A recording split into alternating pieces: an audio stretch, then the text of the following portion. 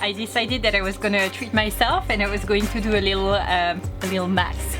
Hello, I'm a panda.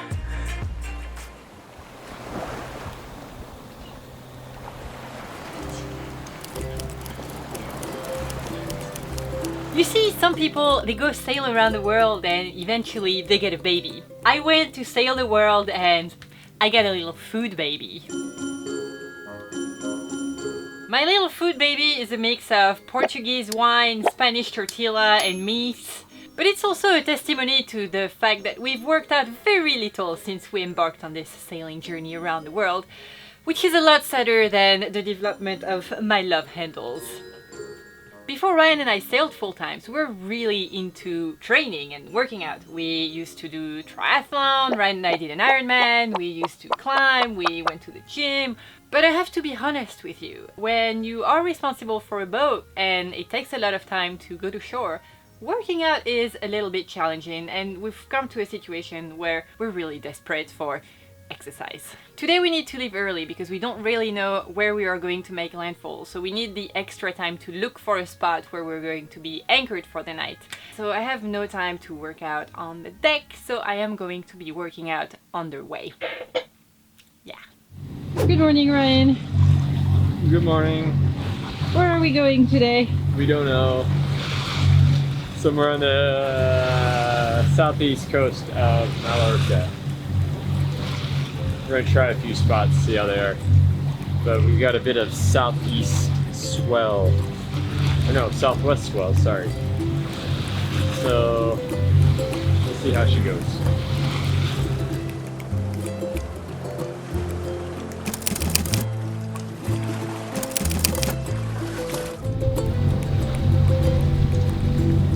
So what we do is that we're making a little circuit of exercises in the cockpit, and while one is working out, the other one is doing the steering and being on watch.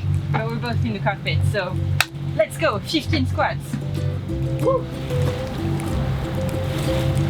The motion of the boat makes this plank challenging. I've never worked out in that beautiful of a landscape though.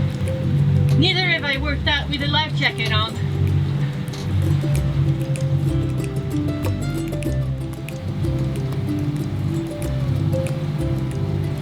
Yeah, this is what sailing in the Med is like, huh?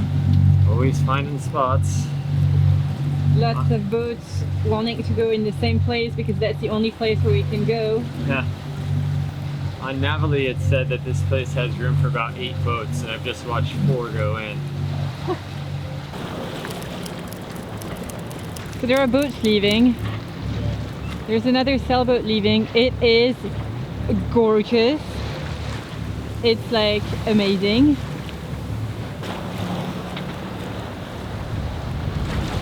There are 3 boats. Well, I know there's more than that because we saw... Oh my god, there's a jam-packed beach. Yeah, no, like Ryan, sorry, but that's, I think we need a turn. It's too full? Oh yeah, like that, there is no space for us whatsoever in there. That is closed. Oh, it's such a pretty spot. That's such a pity. Oh. Yeah, it was really beautiful. Hey, we gotta see it. Yeah?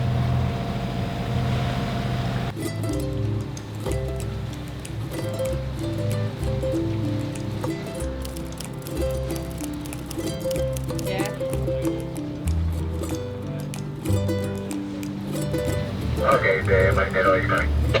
Okay, Roger, thank you. Great, so we're good for the night? Yeah, we need to get the lines out though. That's really good news.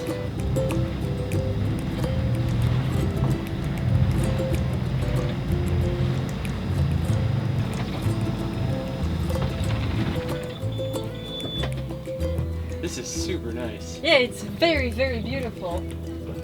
So when we arrive in those places and we pick up a mooring buoy, what the marinero does is that he gives us a little sheet like this on which we have to document all our boat's information. And then he comes back 20 minutes later and we are good to go. Here they're asking us for the name of our boat, the flag, the registration number, the insurance information, what type of boat it is, where we come from, where we go to, our passports, date of arrival, date we want to leave, name of our crew, nationality of the crew, all kind of information about the crew members. And then on the back, that's all in Spanish. How am I supposed to read this? So, on board Polar Seal, we keep all of our papers, including our Swedish passports, our ICCs, and our insurance papers in a watertight bag that we keep in the ditch bag, which is not very easily accessible. I mean, the documents, not the ditch bag. The ditch bag is kept under the chart table. So in this portfolio here, we have all of our information, passports. This is our insurance. That's right, yes. And this is our registration papers from Sweden, because Polar Seal is flagged in Sweden. Yes. All right.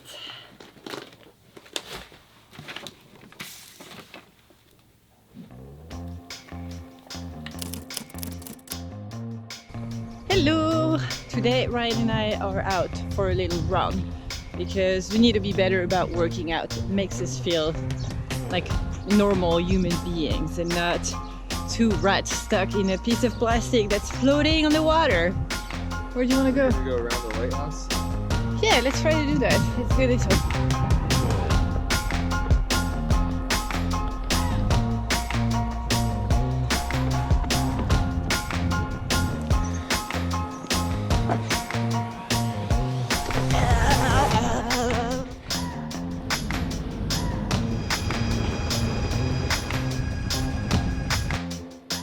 Okay, so before we leave the dock, I decided that I was gonna treat myself and I was going to do a little mask.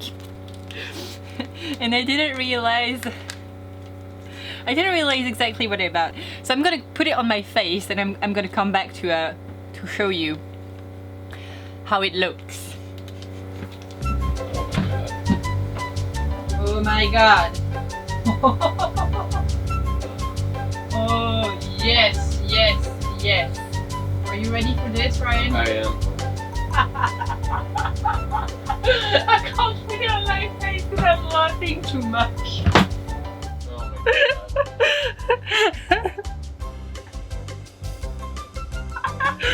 god. Hello, I'm a panda. What are those? You know those this boxing style, the Mexican boxing style? This is weird. This must be for people who have a very small mouth and a very long face, because the eyes don't really line up. The mouth is really bad. It's like, it's too small for my mouth, but it keeps falling. Maybe it's actually a mask for pandas. Look, there's even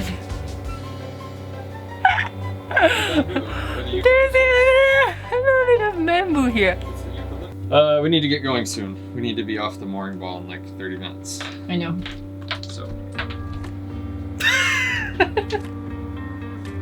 Alright. Just need to get the kitchen cleaned up really. When Ryan is stressed, nothing is funny. Not even my face disguised in a panda. I need to get I've this. seen that. I'm not stressed. I need to get this off my face. 'Cause I've seen down and in the night, no point to resist, no other fight. From days to years, just passing by, we lost our tension, lost the light, across the ocean of our lives. You know what's wrong to be with you. I never felt wanted to, like all those parties we got fun. like a summer without sun. You know what's wrong to be with you. I never felt you wanted to, like all those parties without fun, like a summer without sun. It's really beautiful, huh? Yeah.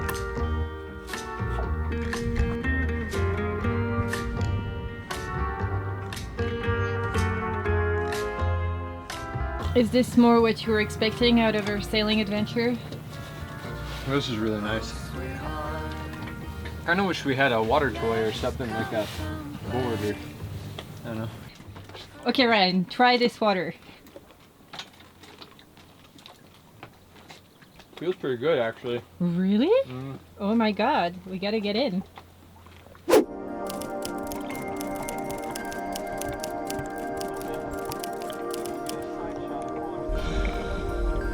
Go, 1, 2, 3, go.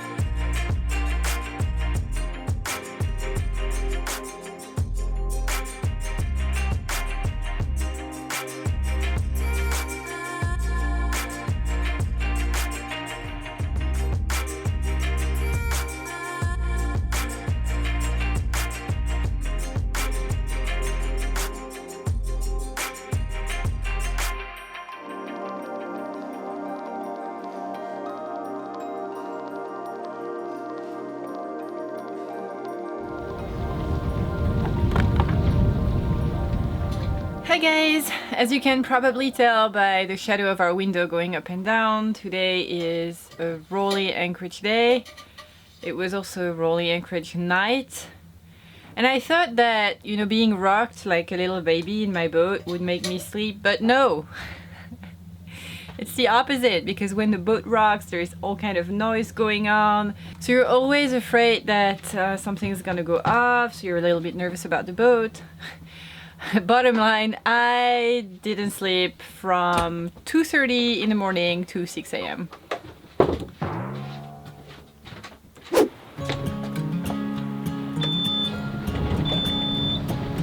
Windows wide, the curtains fly to catch the evening breeze.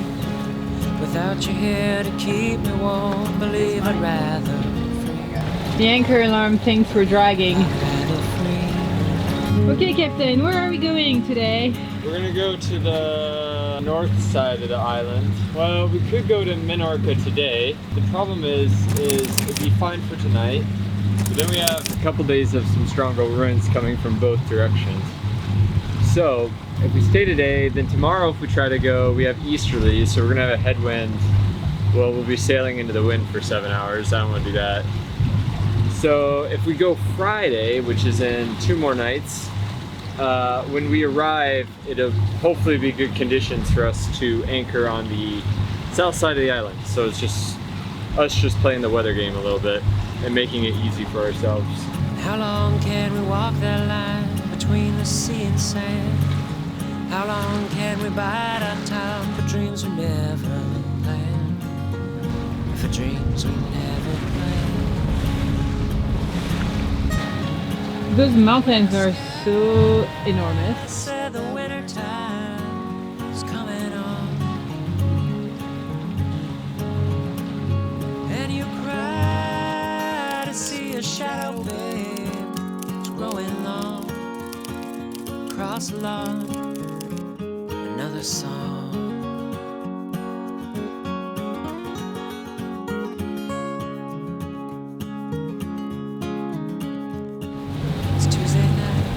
I'm so nervous about our anchor now that I've seen like a couple of these videos of them dragging after 180 wind shift. Don't be. Because we get a lot of 180 wind shifts here. Don't worry. Don't worry. I think that more than our anchor, we should be worried about other boats. I think that more than our anchor, we should be worried about other boats. You know. So scary.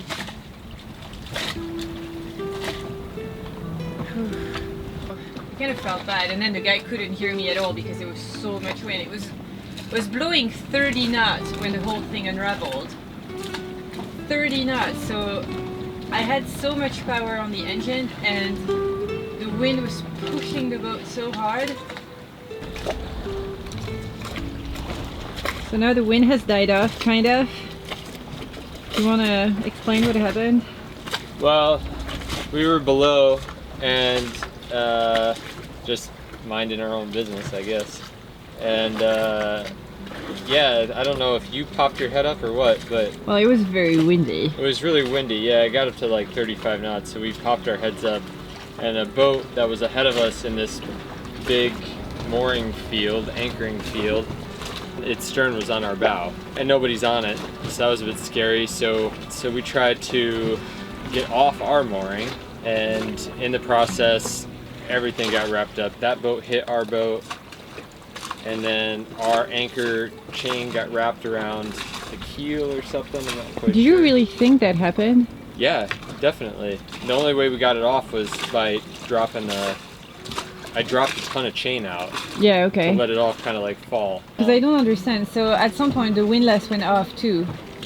Yeah, probably because we were trying to pull it up under a lot of tension. Oh, and the circuit breaker tripped? Yeah, it tripped twice. So the first priority is take care of puller seals. So we're just making sure we're not dragging. I don't think we were dragging in the first place. No, we were not. Yeah, because we had our anchor alarm on, and we were definitely not dragging. We were holding. And then I popped my head out, and all of a sudden there is this boat that's right by us, and it's very clear that it's dragging. That's how it happened. Whew. But hey, good job, good team. We made that. So in the process, everybody in the marina thought we were dragging.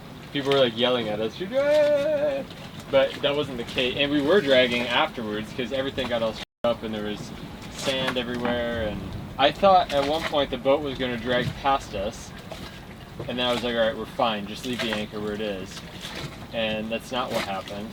So bottom line, in the course of 5 minutes, the winds picked up from 20 to 30 to 35 knots, an unmanned boat dragged onto us, almost hitting our bow. Ryan and I jumped at the helm and at the bow to get ourselves out of the situation. We managed to get our chain wrapped around our keel. The unmanned boat almost ate us on our beam with its bow. I don't know how we ended up there, but within 10 minutes we were out of there and anchored in a much less crowded spot.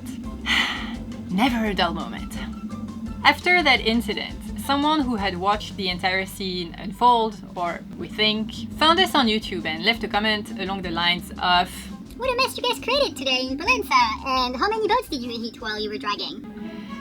And I'm gonna leave aside the negativity because it doesn't have its place here, but it was very interesting to be on the receiving end of a misunderstanding, as in a misunderstood situation. Clearly we were not dragging, but we were struggling having to take care of an unmanned boat dragging onto us.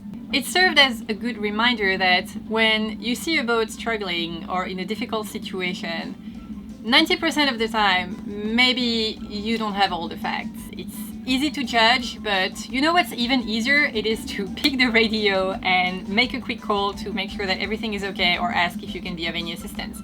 In this case, we didn't need any assistance, but we didn't need someone to ask us how many boats we had hit either. Wasn't that nice? In doubt, a radio call cost nothing, and you never know, maybe one day you will be the one on the receiving end of an unmanned boat dragging onto you.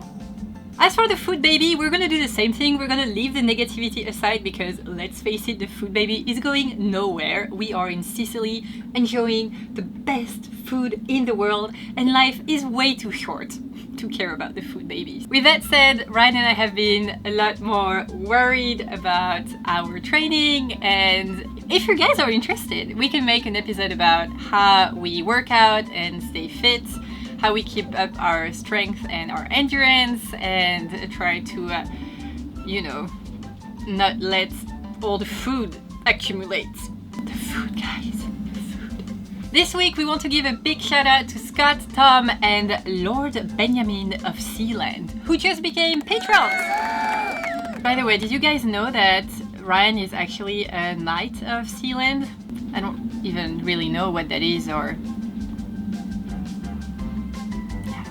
Guys, I hope that you enjoyed this week's video. If you did, give it a thumbs up, consider subscribing and hit that little bell button to make sure that you don't miss any of our videos. Thank you for being with us this week. I hope that you're having a great summer, and I will see you very soon for new Mediterranean adventures. Bye!